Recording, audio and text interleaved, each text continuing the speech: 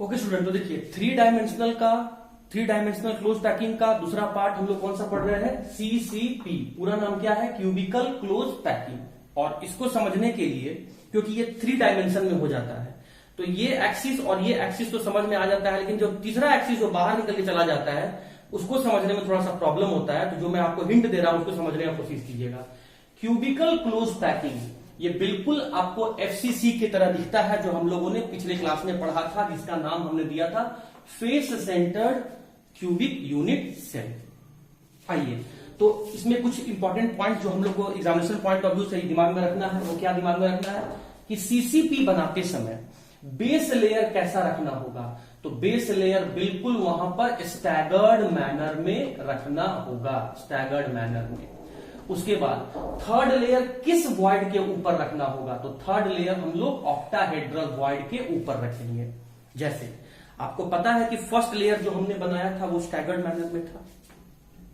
उस first layer के ऊपर जब हम लोगों ने सेकेंड लेयर को रखना शुरू किया तो 2 तरह का वॉइड बना था, एक टेट्राहेड्रल वॉइड और एक ऑक्टाहेड्रल वॉइड, और दोनों अल्टरनेट मैनर में बना था। जब टेट्राहेड्रल वॉइड, सेकेंड लेयर में टेट्राहेड्रल वॉइड था, उस टेट्राहेड्रल वॉइड के ऊपर जब आपने तीसरा लेयर रखा तो एचसीपी बना, हेक्सागोनल क्लोज पैकिंग बना। लेकिन जो सेकेंड लेयर में जो ऑक्टाहेड्रल वॉइड था उस पर जब आपने तीसरा लेयर रखा तो वो आपका बना क्यूबिकल क्लोज पैकिंग। तो ये बिल्कुल स्टूडेंट आपको डिफरेंट, तीनों लेयर अलग अलग दिखता है। जैसे मिठाई के दुकान पे आप जाते हैं और कहीं लड्डू रखा हुआ प्लेट में, ट्रे में कहीं लड्डू रखा हुआ दिखे तो आप देखिएगा पहला लेयर ऐसे है, उसके थोड़ा सा ऊपर ऐसे दिखेगा और उसके बिल्कुल ऊपर में ऐसा दिखेगा। तो वो लेयर बिल्कुल अलग अलग साफ साफ दिखता है। यहां भी वही होता है कि जब ऑक्टाहेड्रल वॉइड पे हम लोग तीसरा लेयर रखते हैं, सेकेंड लेयर के ऑक्टाहेड्रल वॉइड पर, मैंने क्या बोला? सेकेंड लेयर के ऑक्टाहेड्रल वॉइड पर जब हम तीसरा लेयर को रखते हैं तो क्यूबिकल क्लोज पैकिंग बनता है। और यहां जो एटम का अरेंजमेंट होता है वो एबीसी टाइप का होता है। पहला लेयर, दूसरा लेयर, तीसरा लेयर, पहला लेयर, दूसरा लेयर, तीसरा लेयर। यहां तीनों लेयर अलग अलग दिखता है, इसीलिए तीनों का नेमिंग या नंबरिंग आपका अलग अलग है। एबीसी टाइप का अरेंजमेंट। Lattice point. अच्छा, हिंट मैंने क्या दिया कि क्यूबिकल क्लोज पैकिंग को समझने के लिए बिल्कुल अपने दिमाग में एफसीसी का डायग्राम रखना। एफसीसी का पूरा नाम क्या है? Face centred cubic unit cell. और face centred cubic unit cell का मतलब क्या हुआ कि क्यूब में पार्टिकल जो है वो कॉर्नर पर तो रहेंगे ही रहेंगे, कॉर्नर पर तो रहेंगे ही रहेंगे, और हर एक फेस के सेंटर पर रहेंगे। तो हर एक फेस के सेंटर पर मैं यहां पर पार्टिकल को रखने जा रहा हूं। ऊपर वाला फेस, ये लेफ्ट वाला फेस, ये राइट वाला फेस, ये नीचे वाला फेस, और ये आपके आगे वाला फेस, और ये आपका पीछे वाला फेस। जैसे आप जिस रूम में बैठे हो, आगे वाला फेस, पीछे वाला फेस, तो ये आगे वाला फेस और ये पीछे वाला फेस। हाँ जी, तो अब हमसे पूछा गया कि क्यूबिकल क्लोज पैकिंग में लैटिस पॉइंट कहां कहां है। तो क्यूबिकल क्लोज पैकिंग कैसा दिखा? एफसीसी के जैसा दिखा। तो लैटिस पॉइंट कहां कहां हो गया? कॉर्नर और फेस सेंटर। तो यही मैं यहां पर लिखने जा रहा हूं कि कॉर्नर पर दिखा और फेस के सेंटर पर दिखा। चलिए, अब अगर आपको लैटिस पॉइंट समझ में आता है तो आप रैंक भी निकाल सकते हैं। रैंक का सिंबल हम लोग को न्यूमेरिकल में या फिर डाटा में क्या लेके चलना है? जेड। क्यूब है, टोटल कॉर्नर कितना होता है? 8, और एक कॉर्नर पे कितना दिखेगा? 1/8। एक कॉर्नर पे, मतलब सिर्फ एक कॉर्नर पे हमको 1/8 दिखेगा। ये बात मैंने पिछले क्लास में प्रूव किया है मैंने। हाँ जी, टोटल कॉर्नर है कितना? 8, तो 8 से मल्टीप्लाई कर दिया।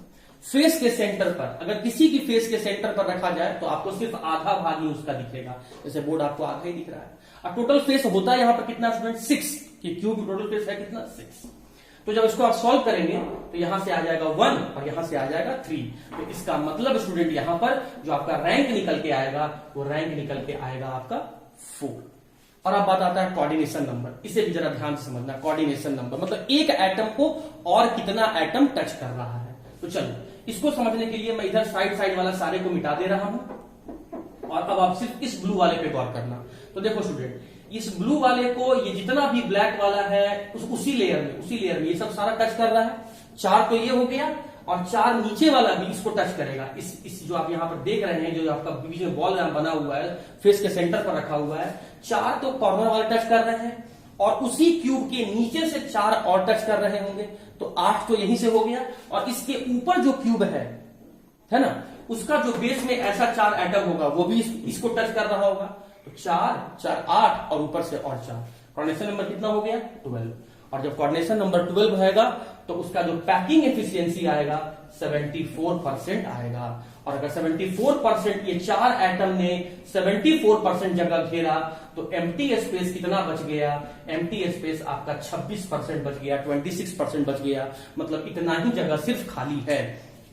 ज्यादा जगह में एटम है और खाली जगह बहुत कम है, इसीलिए जो क्रिस्टल का नेचर है वो सेम हो जाएगा कि melting point, boiling point, hardness और टेंसाइल स्ट्रेंथ सब कुछ बढ़ा हुआ या ज्यादा हमें दिखेगा। और एग्जाम्पल के बारे में बात कर लो तो nickel, palladium, platinum, copper, silver और गोल्ड, इसी तरह का एक जो क्रिस्टल है इनके ही एटम्स जो है, इस एलिमेंट्स के जो एटम्स हैं वो सीसीपी टाइप में पैक रहते हैं, मतलब इन एलिमेंट्स में जो भी एटम है वो इसी तरह का अरेंजमेंट शो करता है, क्यूबिकल क्लोज पैकिंग अरेंजमेंट आपका शो करता है।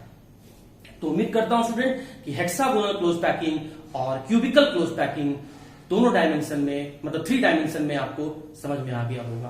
तो अब जब हम दोनों बात को समझ लिए तो अपने डिफरेंस को समझ लेते हैं कि hexagonal close packing in 3 dimensional और cubical close packing in 3 dimension के बीच में डिफरेंस क्या है।